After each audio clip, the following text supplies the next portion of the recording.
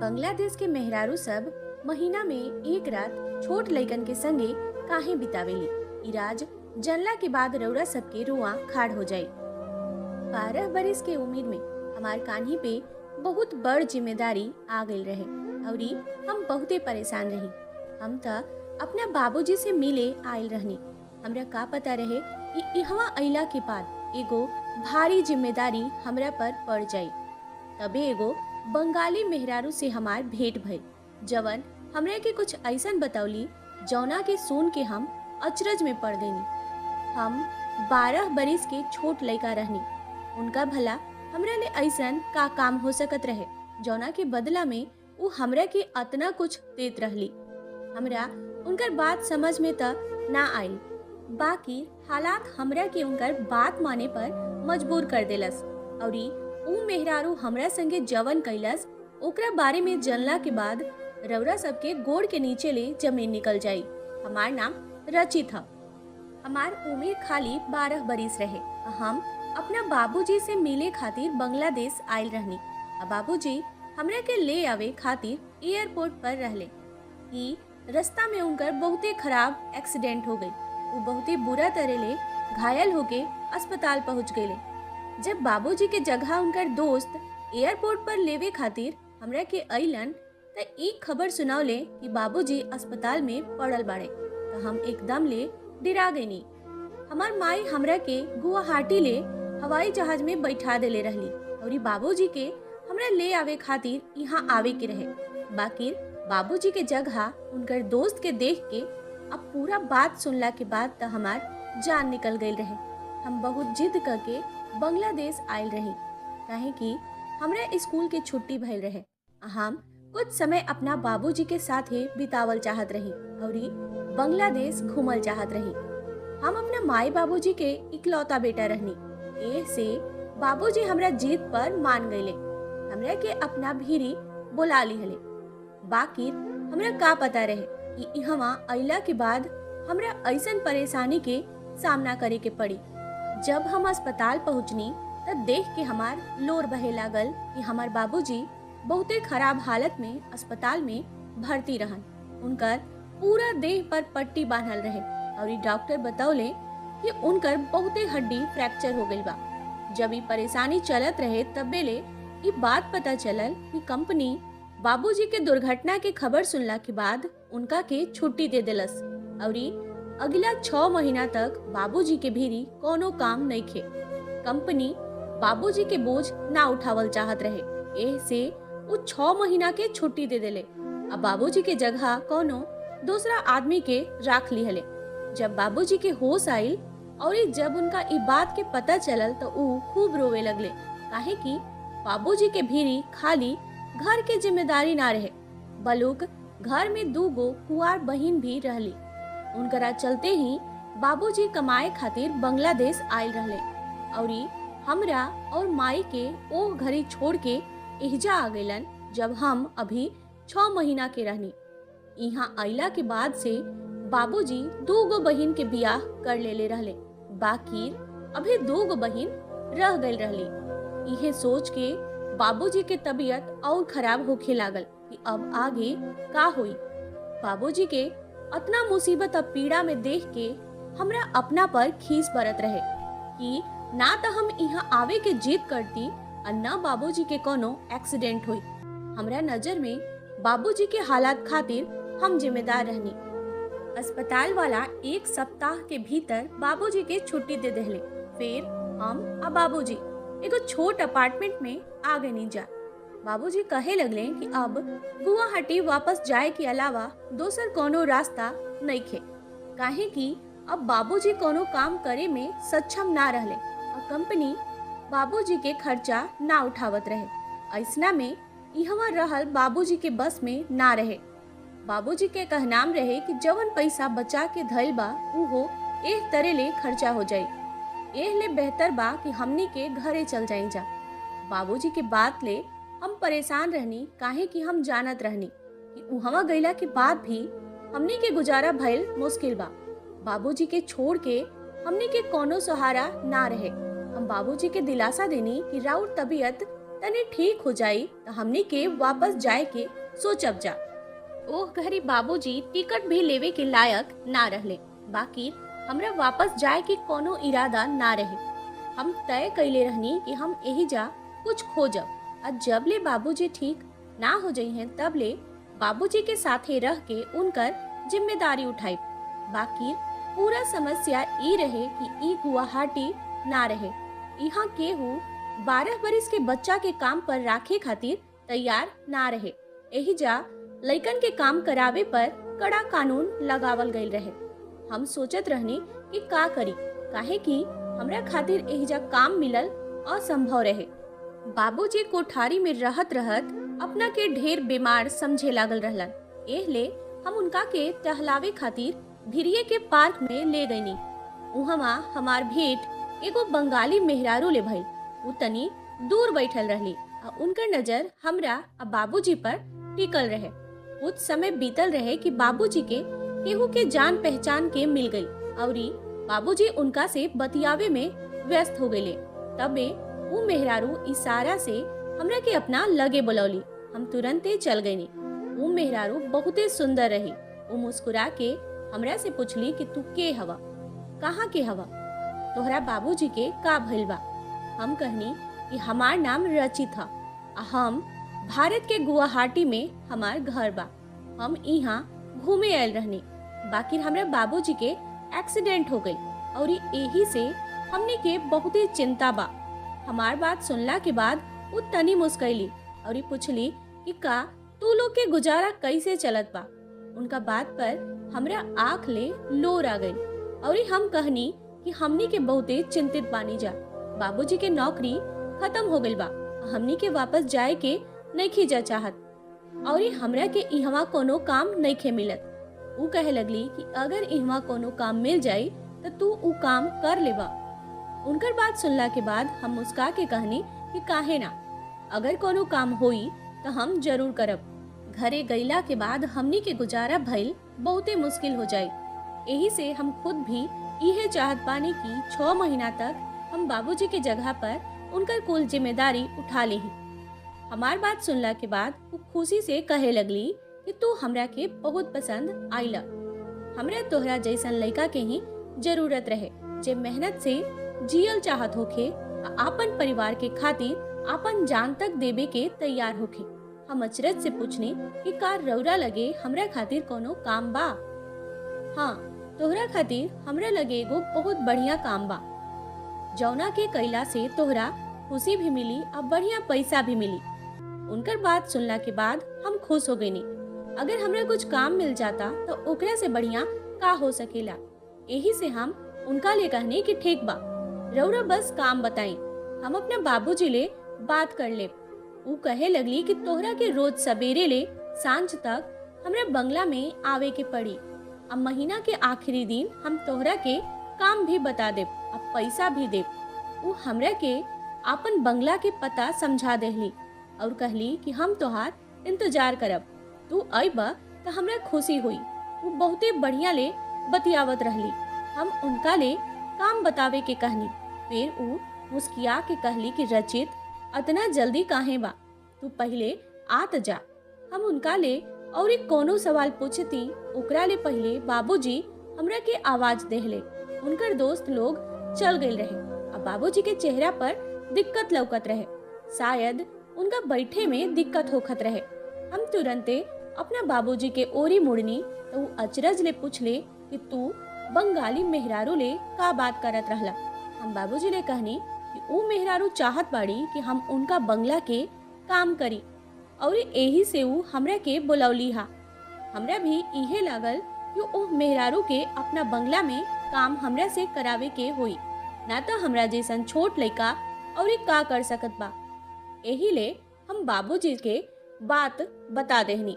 हमार बात सुनला के बाद बाबूजी साफ साफ मना कर देले और कहले कि हमार बच्चा तू अभी खाली 12 बरिस के बाड़ा, तू हमरा से मिले और घूमे आयल रहा।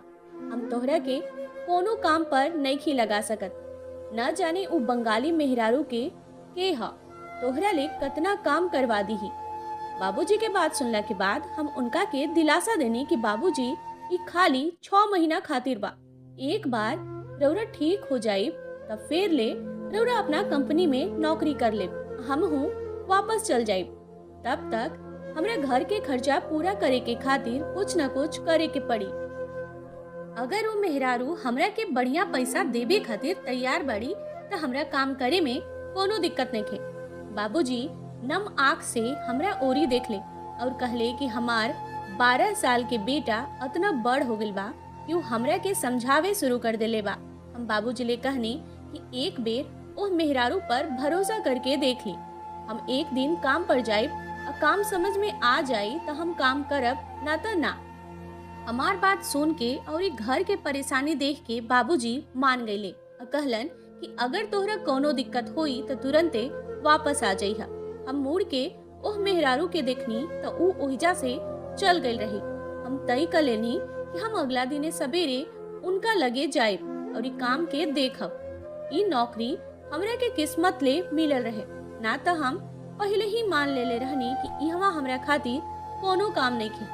पूरा रात हम सोचत रहनी कि पता ना वो मेहरारू हमरा से कौन काम करवाई और उनकर बंगला कतना बड़ हुई, वहाँ कतना मेहनत करे के पड़ी। बाकी फिर जब आंख बंद करी तब माई अब बुआ के ख्याल आवा लागत रहे। हमारे दोनों बुआ बियाह करे के उम्र हो गई रहे, बाकी गरीबी के चलते उनकर बियाह ना भइल रहे। यही कारण से बाबूजी विदेश में रहत रहले। अगला दिने सवेरे बाबूजी के सब काम क के आ उनका के नाश्ता दे के हम बंगला जाए खातिर निकल गईनी। बंगला हमनी के अपार्टमेंट से ढेर दूर ना रहे, यही ले बाबूजी के हमरा के अकेले भेजे में डर ना लागल। हम बाबूजी के भरोसा देनी कि अगर कोनो बात हुई तो हम तुरंते वापस आ जाए। ओह मेहरारू के बंगला में पहुँच के हम चौकीदार ले कहनी कि मलकाइन हमरा के बुलौले बाड़ी। तो हमरा के माथा से लेके पैर तक देख के कहले कि तू मलकाइन के भीरी रहबा। ऊ बहुत अजीब बात करत रहले, हमरा और अजीब नजर से देखत रहले। चौकीदार कैम के माध्यम से एगो नौकरानी के बाहर बुलौले। चौकीदार मुस्कुरा के ओ नौकरानी से कहलस कि मलकाइन एक से बढ़कर एक सुंदर बच्चा ढूंढेली। मलकाइन के नजर के ता सराहे के पड़ी। चौकीदार के बात पे हम अचरज में पड़ गनी। काम करावे खातिर केहू सुंदर होखे के का जरूरत बा। मलकाइन के ता हमरा काम ले मतलब होखे के चाही। हमरा ले चौकीदार पागल लागत रहे। ऊ मेहरारू चौकीदार के बात सुन के जोर से हंसली और हमार हाथ ध के बंगला के भीतर ले गईली। बंगला बड़ा सुंदर रहे, कोनो चीज के कमी ना रहे। लागत रहे जैसे सोना के महल होखे। हम एगो सुंदर सोफा पर बैठनी आ हमरा सोझा शरबत रखल गई, ठीक वही से जैसे एगो खास मेहमान के होखी।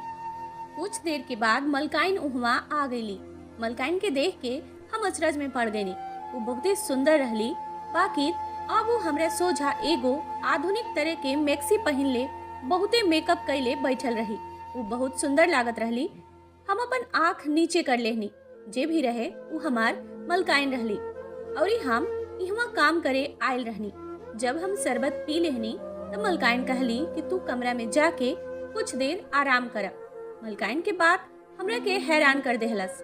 हम एजा काम करे आयल रहनी, न कि आराम करे, और ना ही हम इतना दूर से आयल रहनी कि हमरा आराम के जरूरत रहे। हम फौरन ले कहनी कि रौरा हमरा के काम बताई, हम बिल्कुल ठीक बानी, हर काम बहुते ईमानदारी से और जल्दी से करब। वो हमार बात सुनला के बाद मुस्कुरैली आ कहली कि काम ईमानदारी से ही करे के बा, यही बात के ता पैसा मिली। अभी तो जाके कमरा में आराम कर, तब हम तोहरा लगे आके बताई कि तोहरा कौन काम करे के बा। दूसर की नौकरानी हमरा के कमरा में ले गईली और इस साथे हमरा भेरी बहुत सारा सूखल फल भी रख देली।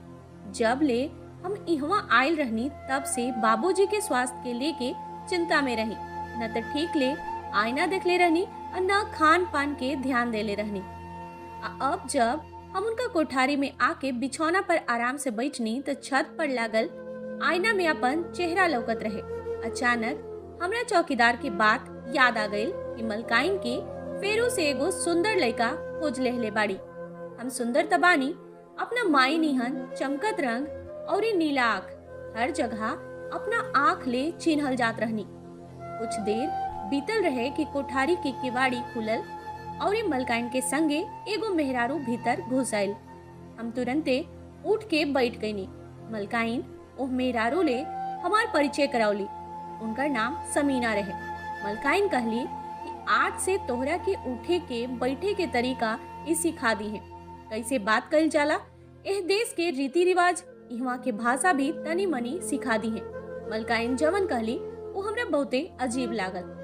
बांग्लादेश के तौर तरीका सीखे के हमरा काहे जरूरत बा, आ उठे बैठे के तरीका ता हमरा मालूम रहे।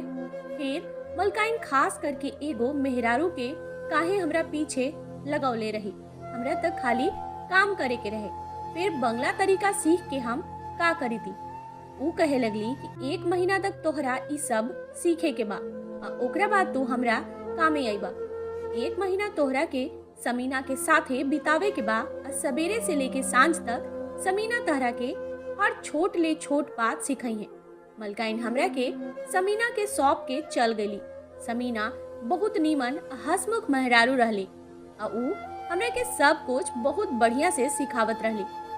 यहाँ तक के लोगन के सोझा कैसे बैठे के चाही, एगो बात हम ना समझ पावत रही कि नौकर के इतना बेसी ट्रेनिंग के का जरूरत बा।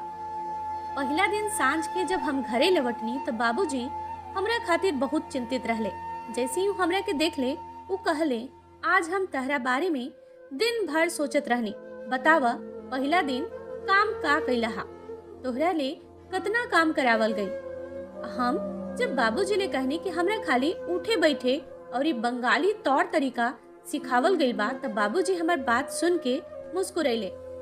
जब हम अचरज ले बाबूजी से उनका मुस्कुराए के कारण पूछनी तो वो कहले कि ई बंगाली लोग बहुत अजीब होखेला, एगो कुकुर के भी रखेला तो ओकर नस्ल मालूम करेले, तब फिर तोहरा के ऐसे कैसे रख ली है। निश्चित रूप से वो पहले तोहरा के अपन तौर तरीका सिखाई है और अपना काबिल बना दी है कि तू उनका महल में काम कर सका। चला ठीक बा, यह तरीका लेता तोहरा बहुत कुछ सीखे के मिल जाए। जब ले तोहरा पर काम के बोझ नहीं खे, तब ले तू सब कुछ मन लगा के सीखा। जब हम ठीक होखब तो हम अपना नौकरी पर वापस आ जाए और तोहरा के वापस भेज दे। तुहार माई तोहरा बिना अतना दिन ना रह सकेली। वो पहले ही ले हमरा दूरी से दुखी बाड़ी। हम तोहरा के भी उनका ले दूर नहीं रखल चाहत। बाबूजी ठीक कहत रहले, माई हमरा बिना बहुत अकेला हो गई हुई है। हम रोज मलकाइन के बंगला में जाए लगनी। हमरा के पहिरे खातिर सबसे बढ़िया कपड़ा दिहल जात रहे। हमार बाल के नया स्टाइल में स्टाइल कल गए रहे। हमरे के तरह तरह के बढ़िया खाना खियावल जात रहे। 15 दिन के भीतर हमरा में बहुते बदलाव आ गए रहे।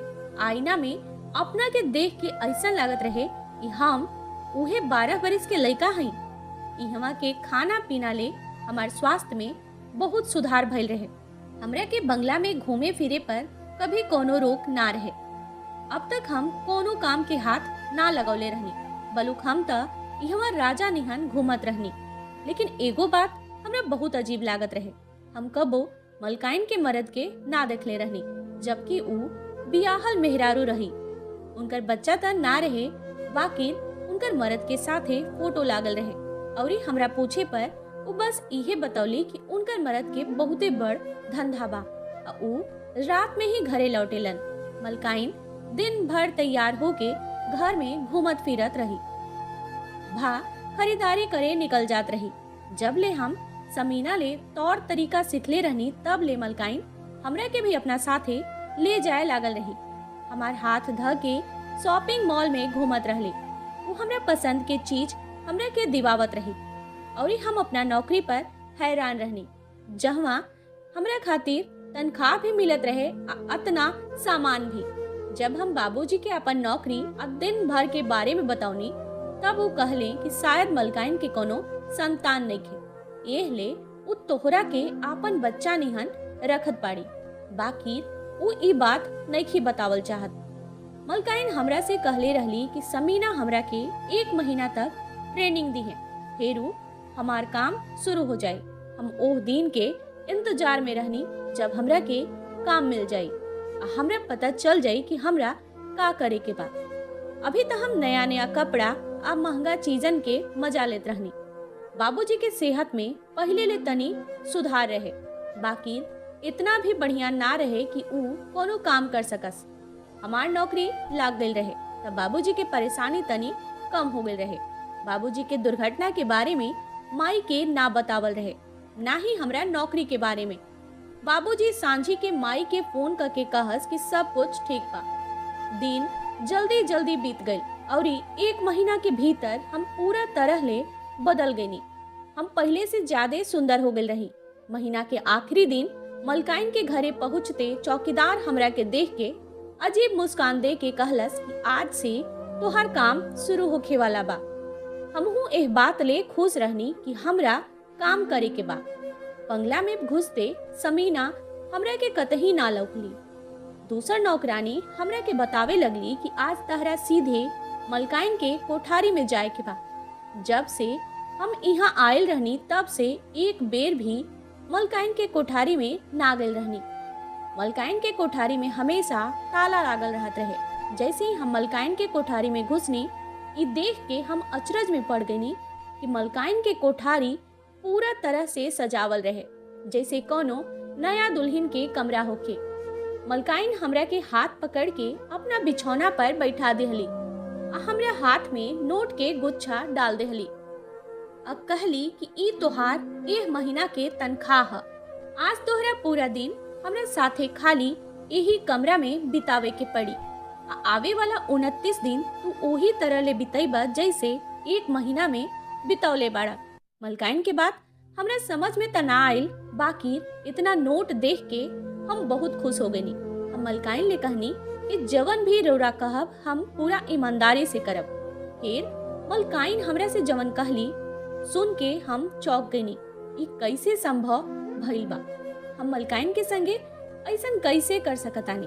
हम 12 बरिस के छोट बच्चा रहनी और जवन मलकाइन के इच्छा रहे ओकरा के पूरा कईल हमरा खातिर संभव ना रहे। वो कहे लगली कि हम तहरा के पूरा महीना से एक तरह के आजादी देले बानी, तोहरा के तौर तरीका सिखा के अपना काबिल बनौने बानी। अब तू एह काम के मना ना कर सकेला कि पैसा तोहरा के यही काम खातिर दिहल गइल बा। एकरा ले पहले तो तू कोनो काम नइखा कइले। अब तोहरा के अपना लायक बनावे में बहुत मेहनत कइले बानी। कहे लगली कि हमनी के मेहरारून के जिंदगी बहुते अजीब होखेला। दोसर लोग हमनी के पैसा और हमनी के जिंदगी देख के जलन करेला, बाकी केहू के हमनी से पूछे के हमनी के दिल में का चलत बा। हमरा मर्द के ऐस के लत लाग गइल बा और उ कई गो मेहरारू के इक्के गो कोठारी में रखेले आ अपना मेहरारू के समय देवे के भुला जाले। हम जवान और सुंदर बानी, बाकी हमार मर्द के हमरा से बेसी ओह मेहरारुअन में रुचि बा जिनका के उ गलत तरीका से अपना आसपास रखेले। ऐसे हम हूँ महीना के एक दिन छोट लड़कन के साथे बिता के आपन इच्छा पूरा कर लेबेनी। एह तरह से हम गर्भवती भी ना हो सकेनी और न केहू के शक हो सकेला। हम जानत पानी कि ये गलत बा, बाकी हमार मर्द भी हमरा के धोखा देत पाड़े, तब हम उनका के काहे ना धोखा देब। हम बदला के आग में जरत रहेनी और ई आग ऐसे ही ठंडा होखेला जब हम एगो छोट बच्चा के अपना बिछौना पर ले आवेनी। तोहरा से पहले भी हम कुछ लड़कन के इस्तेमाल कइले बानी, बाकी तोहरा जैसन केहू ना रहे जौना के हम हमेशा खातिर अपना साथे रख ले रहती। लेकिन तू त इतना सुंदर बाड़ा कि पूरा महीना तोहरा के अपना घरे बुलावत रहनी। अगर तू इस पैसा के चलते हमरा के खुश करबा तो हम तोहरा के जिंदगी भर अपना साथे रखब। न तोहरा बाबूजी के नौकरी के जरूरत पड़ी न तोहरा घरे जाए के पड़ी। तू अपना बाबूजी के वापस अपना माई के लगे भेज दिहा। हम छोट जरूर रहनी, बाकी बेवकूफ ना रहनी। मलकाइन के हर बात हम समझ सकत रहनी। हम उस सब नोट के वापस मलकाइन के थमा देहनी और साफ साफ कहनी कि हमरा ए पैसा के जरूरत नहीं खे। पाप के राह पर चल के हम पैसा ना कमा सकेनी। मलकाइन के हमरा के रोके के कोशिश के बावजूद हम वापस आ गए नी। मलकाइन के पूरा भरोसा रहे कि पैसा के चमक हमरा के रोकती ही, लेकिन पैसा के चमक से ज्यादा माई के परवरिश के महत्व रहे। माई हमरा के हमेशा सीधा राह पर चले सिखौले रही। हम गिरत पड़त वापस अपना बाबूजी के लगे आ गए नी और कहनी कि हमनी खातिर यहाँ कुछ ना रखल बा, ई लोग बहुते जालिम बा, हमनी के अपना देश में वापस चली जा, एक ही रोटी खाइब जा, बाकी इज्जत के खाइब जा। राउर तनिके बीमारी के चलते कंपनी रौरा के बाहर कर देलस, जबकि रौरा सालों से उ लोग खातिर काम करत रहनी। हमार मलकाइन के मनसा कुछ और रहे जवन हम ना समझ पौनी। चौकीदार के मुस्कुराहट वाला चेहरा हमरा आज समझ में आयल रहे। हम अपने बाबूजी के साथे वापसी के टिकट ले रहनी। आगे की जिंदगी निश्चित रूप से कठिन रहे, बाकी पाप से भरल ना रहे। हमार माई हमरा के सिखौले रही कि जिंदगी देवे के काम इंसान के हाथ में नहीं खे, बल्कि भगवान के हाथ में बा। हमरा पूरा भरोसा रहे कि भगवान हमनी के गुवाहाटी में कुछ काम के इंतजाम जरूर कैले हुई हैं। पहले के समय के बंगाली लोग अलग रहे, आज के बंगाली लोग एकदम अलग हो गइल बा। धन के चलते उ लोग अपने सम्मान से भटक गइल बाड़े और हर आदमी हमरा कहानी से एकर अंदाजा लगा सकता। धन्यवाद दोस्तन लोग के।